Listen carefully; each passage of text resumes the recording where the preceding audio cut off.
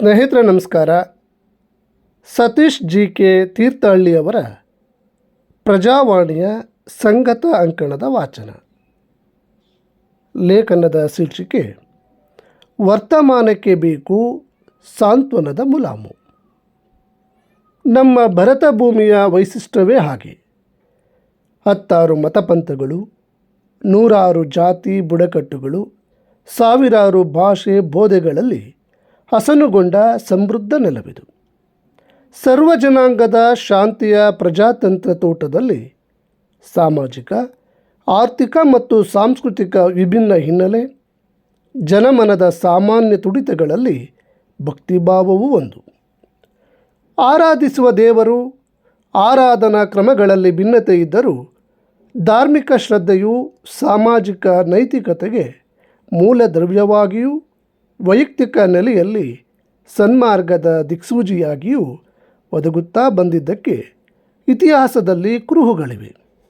ಹಾಗಿದ್ದು ಮೌಲ್ಯಗಳು ಅಂಧಪತನ ಕಂಡಿರುವ ಪ್ರಸ್ತುತ ದುರಿತ ಕಾಲಘಟ್ಟದಲ್ಲಿ ಭಕ್ತಿಭಾವ ಕೂಡ ಇತರ ಪದಾರ್ಥಗಳಂತೆ ಸ್ವಾರ್ಥಕ್ಕೋ ಲಾಭಕ್ಕೋ ಹಣ ಅಧಿಕಾರವೆಂಬ ವಿಷದೊಟ್ಟಿಗೆ ಸೇರಿ ಕಲಬೆರಕೆಗೊಂಡಿರುವುದು ಸತ್ಯ.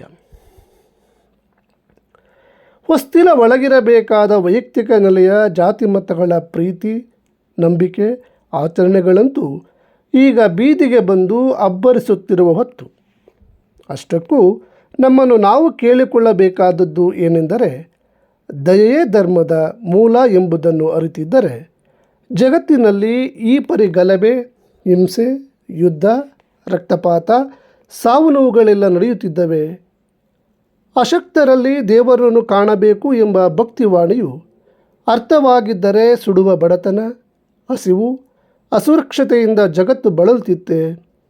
ಸತ್ಯ, ನಿಷ್ಠೆ, ಪ್ರಾಮಾಣಿಕತೆ ಎಲ್ಲವೂ ದೈವ ನಿಯಮಗಳು ಎಂದು ನಾವು ಬಗೆದಿದ್ದರೆ ಹೀಗೆಲ್ಲ ಸುಳ್ಳು, ಮೋಸ, ವಂಚನೆ, ಭ್ರಷ್ಟಾಚಾರ, ಅನಾಚಾರ ನಮ್ಮನ್ನು ಆಳುತ್ತಿದ್ದವೆ. ಮತ್ತೊಬ್ಬರನ್ನು ವಂಚಿಸುವುದು, ನೋಯಿಸುವುದೆಲ್ಲ ದೈವ ನಿಂದನೆ ಎಂದು ಅರಿತಿದ್ದರೆ ಈ ಪರಿ ದೌರ್ಜನ್ಯ, ಅತ್ಯಾಚಾರ, ಆಕ್ರಂದನ ಕೇಳಿಬರುತ್ತಿದ್ದವೆ. ಹಾಗಿದ್ದರೆ ನಮ್ಮಲ್ಲಿ ನಿಜವಾದ ದೈವಭಕ್ತಿ ಎಲ್ಲಿದೆ ಎಂದು ಯೋಚಿಸಬೇಕಾಗಿದೆ. ನಿಜ, ನಮ್ಮ ಶ್ರದ್ಧಾಭಕ್ತಿಯಲ್ಲಿ ನೈಜತೆ, ಬದ್ಧತೆ ಇದ್ದಿದ್ದರೆ ಜಗತ್ತು ಇಷ್ಟೊಂದು ಕ್ಷೋಭೆಗೆ ಒಳಗಾಗುತ್ತಿರಲಿಲ್ಲ. ಜಗತ್ತಿನೆಲ್ಲೆಡೆ ಇರುವ ಧರ್ಮಸಾರವನ್ನು ಅರ್ಥೈಸುವಲ್ಲಿ ಸೋತ ಅನುಯಾಯಿಗಳು ಅಪಾರ್ಥಗಳನ್ನೇ ಸಮಾಜದ ಮೇಲೆ ಹೇರುತ್ತಾ ನಿಜವಾದ ಅರ್ಥದಲ್ಲಿ ಧರ್ಮ ವಿರೋಧಿಗಳಾಗಿರುವ ವಾಸ್ತವ ಎದುರಿಗಿದೆ. ಸಹನೆ ಮತ್ತು ಪ್ರೀತಿಯೇ ನನ್ನ ಧರ್ಮ ಎಂಬ ಗಾಂಧೀಜಿಯ ಆಶಯವನ್ನು ಕಣ್ಣಿಗೆತ್ತಿಕೊಳ್ಳಬೇಕು. ನಮಗೆಲ್ಲ ದೈವಭಕ್ತಿ, ನಂಬಿಕೆಗಳು ಇರಬೇಕು ಮತ್ತವು ಪ್ರಾಮಾಣಿಕವಾಗಿರಬೇಕು.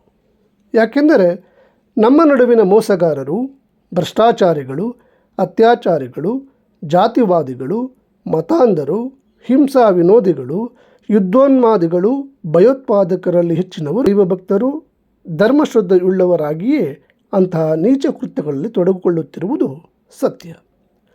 ಹಿಂಸೆಯನ್ನು ಭೂಮಿಯಿಂದಲೇ ಓಡಿಸಬೇಕೆಂದು ಪಣತೊಟ್ಟವರು ಅದೆಷ್ಟೋ ಮಂದಿ ಸಂತರು, ದಾರ್ಶನಿಕರು.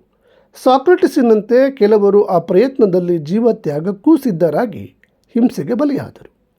ಲೋಕದ ಕಣಕಣವೂ ಹುಟ್ಟುವ ಪ್ರತಿ ಜೀವಚರವೂ ದೇವರ ಸೃಷ್ಟಿ ಎಂದು ನಂಬುವ ನಾವು ದೈವತ್ವವನ್ನು ಕಾಣಬೇಕಿರುವುದು ಜೀವಪರ, ಮನುಷ್ಯಪರ ಧೋರಣೆಗಳಲ್ಲಿ.